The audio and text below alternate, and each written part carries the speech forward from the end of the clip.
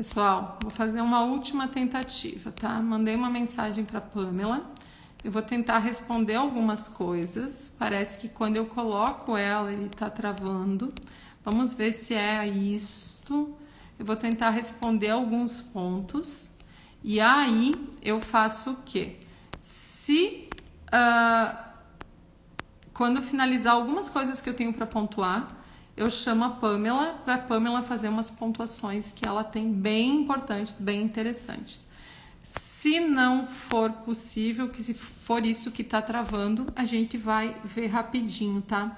Sandra, o que eu vou tentar fazer, eu não sei se vocês estavam ouvindo agora, eu vou tentar dar sequência eu sozinha às coisas que eu tenho por dar andamento e depois eu chamo a Pamela, mandei uma mensagem para ela agora no privado, para mim chamar ela depois.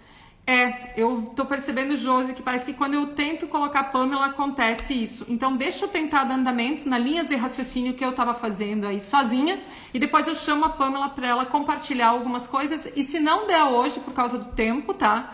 Que agora, então, vamos lá, vamos tentar em uma meia horinha. Qualquer coisa, na quinta-feira ela entra comigo, a gente tenta com ela. Se não der certo num primeiro momento, a gente já... infelizmente vai ter que ficar só com uma pessoa. O Insta, ele agora estaria possibilitando até compartilhar com 4 pessoas, mas infelizmente não sei se a gente pode considerar isso. Então, eu tô em dúvidas aqui agora.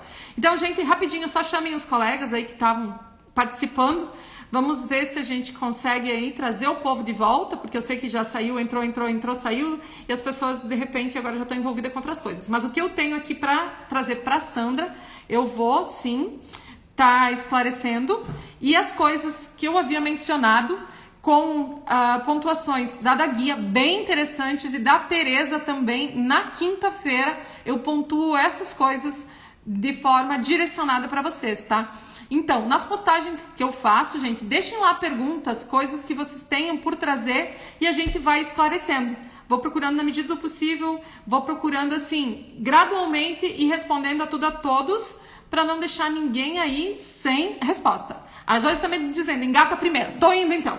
Bem, então dentro do que a Sandra tinha me pedido, no primeiro ponto ela trouxe a questão de cabelos higienizados ou não. Eu tinha dado uma explicação gigante em volta disso, no sentido de ampliar ao máximo o conhecimento a respeito acerca do assunto, trazendo até a questão de finalizadores nos fios, tá? Mas o que acontece? Não é uma regra, então eu resumi tudo isso, tá? Pessoal, se puderem aí, só dão mais uma chamadinha do povo, chamem, tentem ver quem ainda está disponível pra gente seguir aqui ao vivo, senão depois compartilhem para as pessoas acompanharem o que vai ficar gravado. Então, o que acontece? Produtos no cabelo, cabelo higienizado ou não, qual a situação? O que acontece? Cabelo que ele tenha uma oleosidade natural, essa oleosidade não diz respeito a produtos finalizadores que tenham na sua fórmula oclusores de modo especial e óleos, principalmente, essas situações de cabelo. Não, aquela oleosidade natural, ela não vai estar implicando de forma consistente no resultado da coloração em cabelos brancos.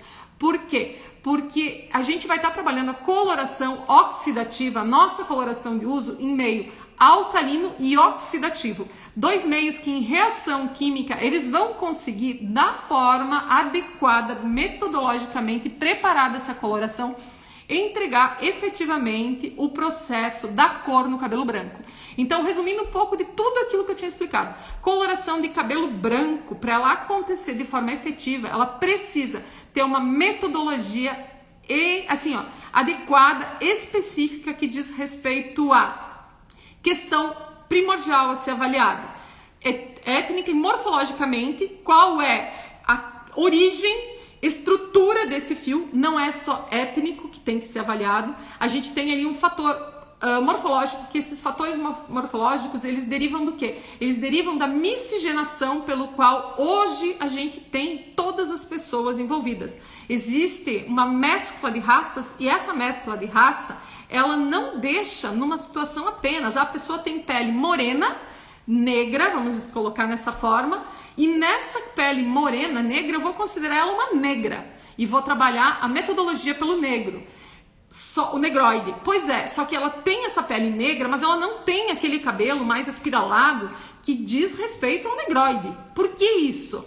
Porque a gente tem ali já, muito provavelmente, uma cruza de raças. Eu não posso dizer qual raça, mas a gente teve uma cruza de raça que nessa condição ela trouxe o quê? Toda uma memória que está envolvida naquele cabelo, e nessa memória envolvida naquele cabelo, e não é só cabelo, gente, eu posso ter a pessoa com o cabelo todo naquela condição espiralada, aquele crespo de uma raça negroide com uma pele branca. Então, ali também existe uma memória genética. Eu estou fazendo aqui uma alusão para que se tenha essa visão bem específica, tá? Então, nesse conjunto, oi Dilma, bom te ver por aqui, Josefa, etc, etc, e todo mundo, tá? Então, nessa condição, a gente precisa ter manipulação que contemple uma avaliação, uma anamnese prévia muito consistente e detalhada de bases étnicas e morfológicas, associado a isso, que aí vai ter uma manipulação que direciona de forma específica, certo? Primeiro fator que vai se ver ali, a questão oxidante. Esse oxidante, dentro de cada situação avaliada previamente, ele vai pedir um oxidante com força, propulsão, condições de estar atuando em área cortical de forma específica. Por quê? Porque cada oxidante, nas suas forças, ele tem o potencial de propulsão, inserção, força de Dalton. A de 20 tem uma, a de 30 tem outra, a de 40 tem outra, que eu já falei em outras lives a respeito disso. Então, dentro dessas avaliações étnicas e morfológicas, eu vou conseguir ter a inserção adequada quando eu considerar 3 fatores bem pontuais. 3 fatores bem pontuais são a adequação do AX para cada tipo de fio, étnico e morfologicamente previamente avaliado.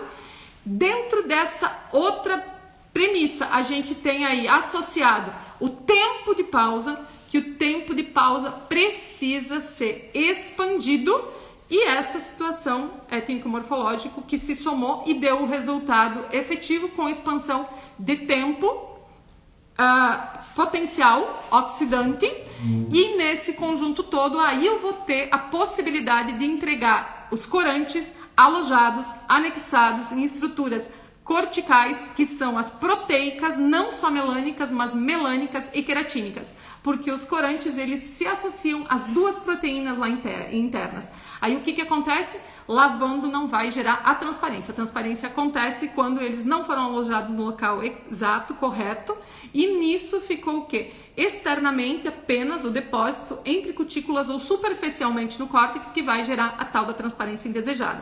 Aí, na situação onde eu tenho a oleosidade natural, não tem problema.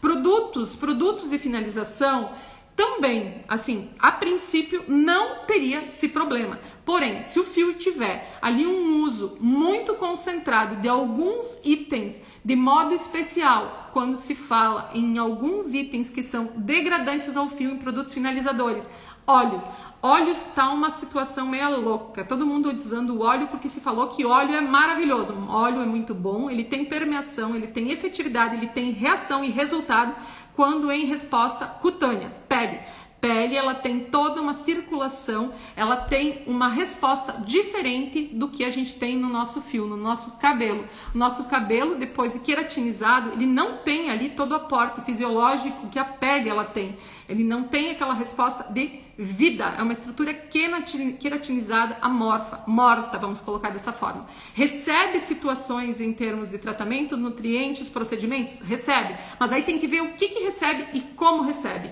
E nessa estrutura, usando-se óleo de forma desmedida, deixando no cabelo, esse óleo ele vai gerando implicantes, que esses implicantes, primeiro, há exigida aí uma higienização efetiva para extrair esse óleo, esses residuais do cabelo, ok, mas mesmo assim, aí a gente tem um outro porém, se higienizar muito no couro cabeludo, vai deixar esse couro cabeludo sensível àquele produto alcalino, oxidativo que a gente tem na coloração.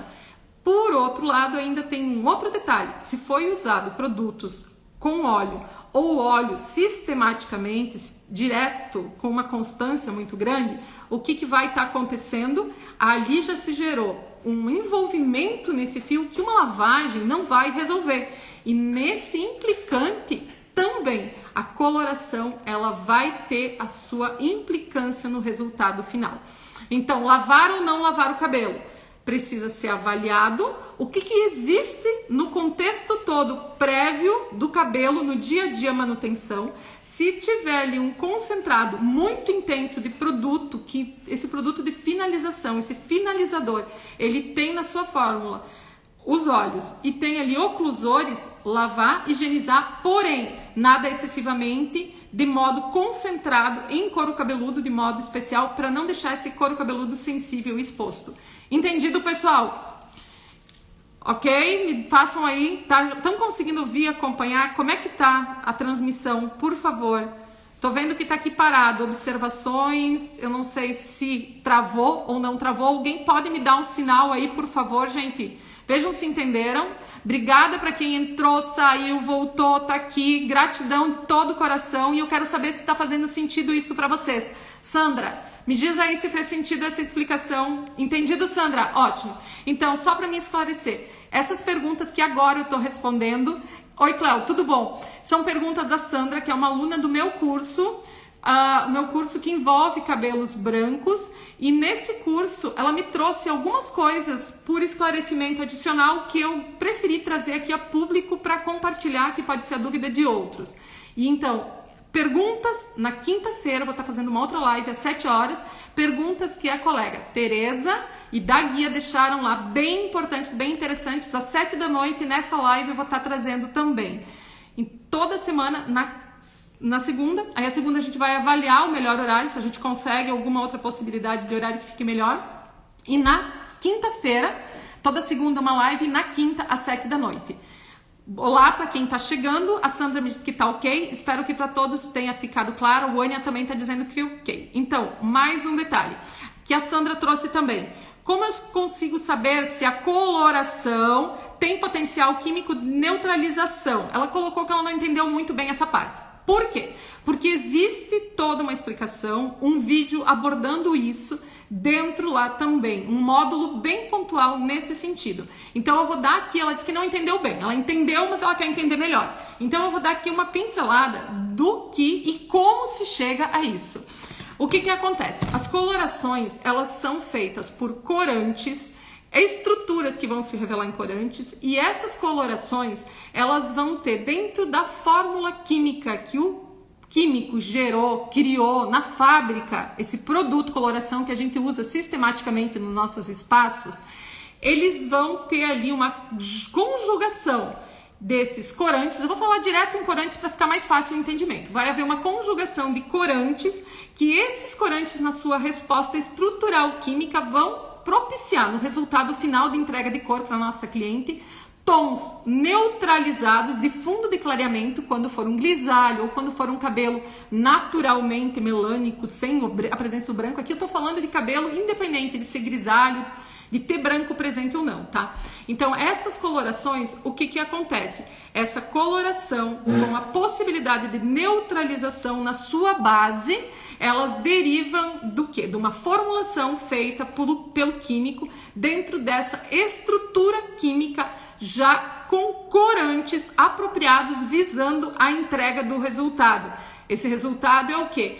Um 6.0, por exemplo, natural, não aquele 6.0 que vai refletir lá reflexos finais amarelos, reflexos quentes, tá? Amarelos, laranjas, avermelhados. A gente tem muito na colorimetria comercial a ideia de que se tem cor no tubo de coloração. A gente não tem cor no tubo de coloração. A gente tem estruturas corantes que vão agir, criar uma reação que vai resultar em cor. E essa reação que vai resultar em cor, ela vai se dar pela associação dos corantes e presentes, corantes sintéticos presentes no tubo de coloração e os corantes naturais presentes no cabelo, pois a melanina, ela é um corante natural. Estão aí pegando? E nisso, o que acontece? Essa reação em conjunto precisa que no tubo de coloração existam corantes pensados pelo químico, estudados, avaliados, inseridos e direcionados para que quando eles encontrem aqueles corantes naturais, possam agir, reagir e nessa reação ter potencial de neutralização. Eles vão se unir, mas a reação química que acontece, ela faz uma neutralização. Como que eu descubro isso? A Pamela tem aí um detalhe para trazer para nós de uma possibilidade de a gente estar fazendo essas avaliações, e eu tenho outra possibilidade. Então eu vou dar a minha e a Pamela, depois vamos ver se ela consegue entrar e dar uma outra, certo? A minha é, você precisa necessariamente voltar àquilo que eu já falei e bati. Testar as colorações que você tem em uso. Você vai pegar uma coloração, você vai fazer manipulação com essa coloração e ver a possibilidade de entrega de resultado. No seguinte sentido, eu estava até conversando com uma pessoa agora nesses dias. Eu tenho uma coloração que eu uso, não vem ao caso a marca, que essa coloração, ela tem, 6 dentro de uma mesma linha. 6.0, 6NB e 6NI, tá? 3. E aí, o que eu tenho nesses 3 pontos, nessas 3 situações diferentes? Pois é, então, o 6.0 se preconiza que entrega um 6 natural.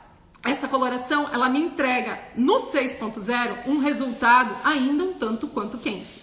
O 6NB é uma linha que a coloração em questão, ela vende como a linha com potencial de cobertura de branco. A gente não tem que cobrir branco, a gente tem que colorir branco. Então, com potencial de coloração de branco. Pois ela entrega um resultado ainda mais quente que aqui, que aquele 6.0. Então, ela é uma linha que ela não me entrega, já no 6.0, uma cor de natural, 6.0 natural frio. No 6NB, ele me entrega um tom ainda mais quente e aí eu tenho um 6NI. Esses 6NI, esses 3 6 seriam 6 naturais, em situações diferentes, certo? Esse 6NI, ele me entrega, aí sim, um tom mais frio, porém, meio tom mais escuro do que as outras. Seria comparável a um 5.5. Como que eu sei disso? É uma linha que entrega neutralização no fundo de clareamento. Eu uso ela para esse fim quando eu estou fazendo as minhas metodologias cotidianas, aplicação em cliente? Não. Eu não uso para eu entregar um fundo natural, um 6 natural. Eu não consigo. Porque aquele 6 natural mais frio, ele não me dá essa possibilidade. Já comentei que no 6 natural ele já me entrega um resultado um pouco quente, o 6NB mais ainda, e aquele 6NI meio tom. Mas eu sei disso por quê? Porque eu testei. Eu tenho segurança de usar por quê? Porque eu testei. Então, ela não tem um potencial de entregar uma neutralização efetiva. E neutralização efetiva é o quê? Livre de qualquer reflexo quente. Como que eu vou saber se essas linhas diversas que a gente tem em diversos produtos podem me entregar ou não? Mediante o T. Aquele teste que a Pamela vai falar, vamos ver se ela consegue entrar aí, é um referencial e o outro é colocando em mechas. Colocando em mechas, conforme eu tenho aqui. Eu não sei se aqui vocês vão estar conseguindo ver, mas de forma rápida, eu tenho aqui 7.0. Eu saí do natural 6. 7.0 foi aplicado, aonde eu usei OX de 30, 1 por 1,5, 40 minutos o tempo de aplicação. Oi, Sol, tudo bom? Seja bem-vinda, querida. Então, OX de 30, 1 por 1,5, 40 minutos. Essa aplicação eu não fiz contemplando a questão do branco, eu fiz teste nesse sentido para verificar potencial de neutralização de fundo de clareamento das colorações em questão. E tenho aqui, então eu saí do 6 natural, várias colorações, não vem ao caso quais. Sendo que dentre essas várias colorações, no comparativo, hoje eu tenho a segurança de saber qual que me entrega o resultado natural mais frio, o intermediário e um natural mais quente. Porque nos próprios cabelos das nossas clientes a gente observa variação de naturais, nem todos são frios. A gente tem loiras com natural mais quente. Loiras que eu digo, a gente tem loiras na altura de 6, de 7, de 8 com natural mais quente. Como a gente tem loiras com natural mais frio, onde a gente vê no reflexo natural da cliente uma pedidinha ali mais fria, mais acinzentada, vamos falar, se a gente for falar de cor, na base natural da pessoa. Então, nesses testes aqui, eu tenho a consciência de que essa linha é a linha que me entrega a resposta em neutralização de fundo mais efetiva. O frio, entre todos, mais expressivo. Então, eu posso usar esse aqui na cliente, eu vou conseguir neutralizar com uma resposta mais acentuada no frio. Aí se eu vier aqui para essa cartela toda de testes, essa aqui é a que me entrega a resposta mais quente. Deixa eu tentar trazer para vocês aqui mais perto, ver se vocês conseguem ver. Conseguem ver o resultado dessa e essa aqui que é a mais fria. Pela imagem aqui, não sei, vocês conseguem ter essa percepção ali? Não sei se vocês vão conseguir, mas esses testes, eles têm que ser comparativos entre linhas, usando o mesmo tipo de cabelo, o mesmo lote, quero dizer, o mesmo tipo é cabelo extraído da mesma pessoa. Além de cabelo extraído da mesma pessoa, a mesma manipulação da coloração, aplicação, tempo de pausa, e no cabelo da mesma pessoa é importante levar em consideração o quê? A gente vai cortar o cabelo lá na extremidade, ou a gente cortou uma mecha longa, 20 centímetros de mecha. Esses 20 centímetros de mecha, eu vou lá e eu vou extrair um pedaço de 10, vou fazer subdivisões e vou aplicar em parte dele, vamos pegar sempre do mesmo ponto. Se eu for utilizar das pontas, fazer comparativo de 10 colorações diferentes, eu vou usar todas as mechas desses 10 centímetros da extremidade. Ou eu vou fazer a comparação com os 10 centímetros que estavam mais próximos à projeção de raiz. Por quê? O cabelo da gente ele vai se mantendo dentro de exposição a fatores oxidativos numa constante que vão gerando degradação e implicância sobre esse fio. Esse fio que está aqui, saindo da base nascente da nossa raiz, ele tem uma história. Esse que está aqui no meio, ele tem outra história. E esse que está na ponta, ele tem outra história. Sol, vai lá, querida. Fica tranquila. Obrigada por ter passado, ficado por aqui, ter aparecido. Então, essas diferentes histórias vão gerar diferentes resultados. Então, eu não posso, em momento algum, mesclar fios de áreas diferentes da cabeça. Áreas diferentes, quero dizer, alturas diferentes. Então, se eu utilizar toda a parte mais distal, é para todos os testes de mecha nessa distal, porque ali vai ter um histórico que veio se somando ao longo do tempo, dos anos que aquele cabelo teve aí por igual naquele comprimento todo.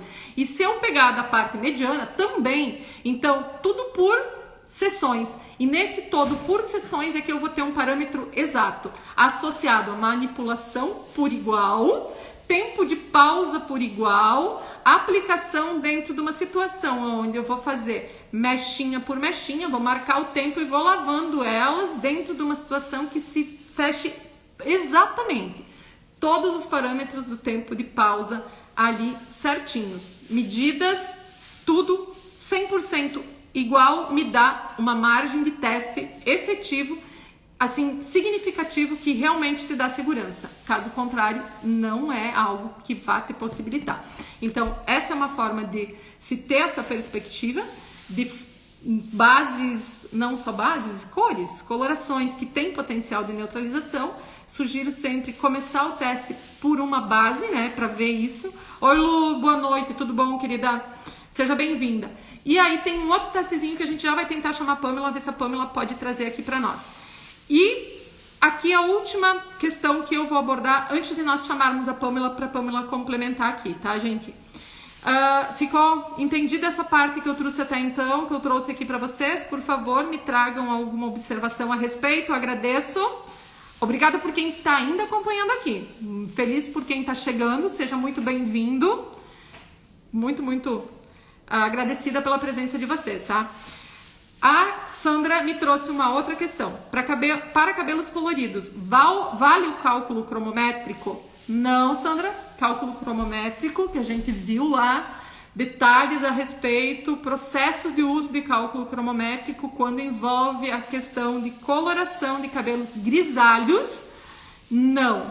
O cálculo cromométrico, ele é utilizado, ele é a nossa ferramenta imprescindível para entrega de resultados em termos de direcionar cor nos processos de coloração, mas ele é específico para uso em cabelos naturais, melânicos que eu queira clarear.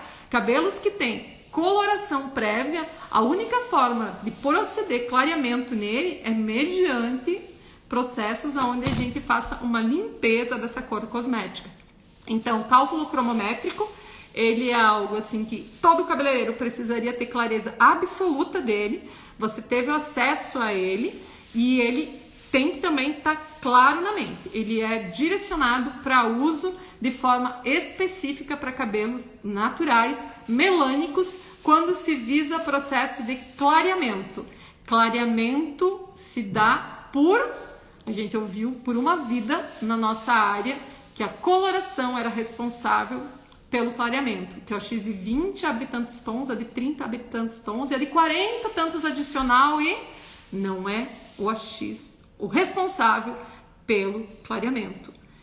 Quem é o responsável pelo clareamento nos processos de coloração, quando a gente visa clareamento dos fios, é a própria coloração. O dispositivo de clareamento nos processos onde a gente visa clareamento é a coloração.